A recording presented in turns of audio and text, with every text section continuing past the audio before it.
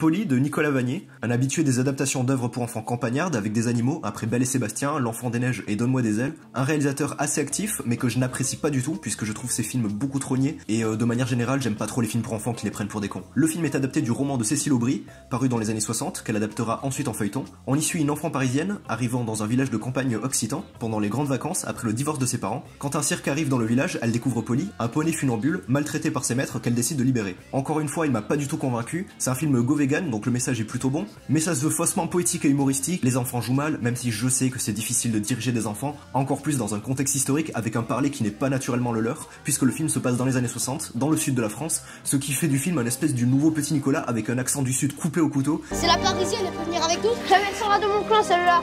Vous savez, moi non plus, j'étais pas du coin.